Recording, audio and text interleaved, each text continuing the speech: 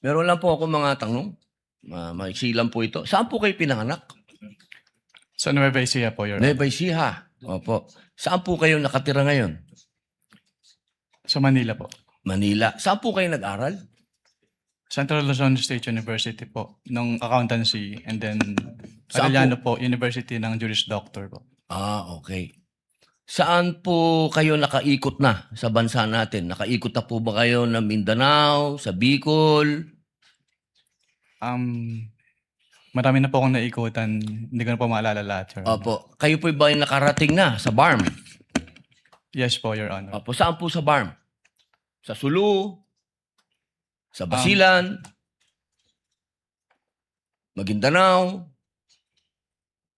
Hindi niyo po matandaan? Hindi Mauubos ko po po yung oras ko. matandaan, Your Honor, kung saan. Bicol po. Nakaikot na po kayo sa Bicol? Yes po, Your Honor. Saan po sa Bicol? Sa Camarines Norte? Sa Camarines Sur po. Sur. Sa Norte, hindi pa po. Hindi ko po maalala kung Nakaikot na po kayo sa mga bundok. Saan po, Your Honor? Mga bundok. Yes po, Your Honor. Nakita niyo na po ba ang pangangailangan ng mga tao sa malayong lugar? Katulad ng gamot. Katulad po ng pagkain.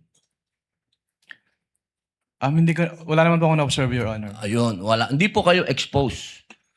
Exposed po ba kayo sa threat ng terrorism sa bansa natin? Nabalitaan niyo po ba ang ISIS, ang NPA, ang Abu Sayyaf?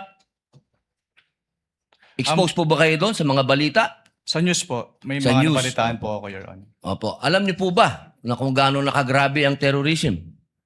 Wala po akong threshold, Your Honor, to determine that. Wala po. Pero kayo po ang humahawak ng investigasyon patungkol sa confidential fund. Tama po ba? Hindi po siya investigation, evaluation po. Evaluation. Ako, tama-tama. Ibig po sabihin, kahapon po, sinabi ninyo na gumawa lang kayo ng preliminary investigation. Tama po ba? Preliminary inquiry. Hindi po. Part po siya ng process namin na mag-issue po kami ng AOM. Opo. So, ibig po sabihin, kahapon kasi narinig ko parang yung ginawa nyo, preliminary lang.